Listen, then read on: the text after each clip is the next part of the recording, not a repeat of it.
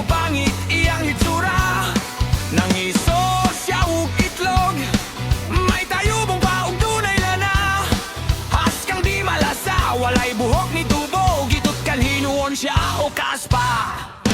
Tungod sa kabalaka, gipakonsultas doktor nga espesyalista. Pasyente nagduda, kayang doktor partisang o pawa.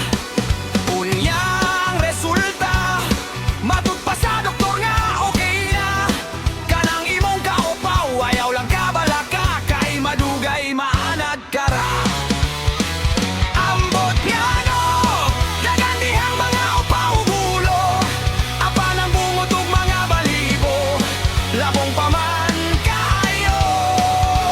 Ang atong ulo, diha sa may ubod ug alimpulo, kining dapita jud sa tao, mao gayoy makalbo.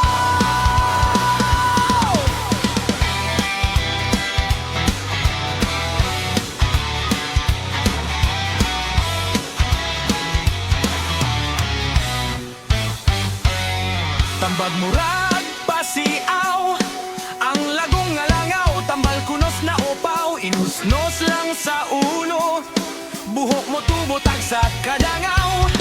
Iya kining gituman, lagong ginusnos kini adlaw-adlaw. Balik usa kasi man, nagisusigitan aw, ang upaw ni samot kasinaw.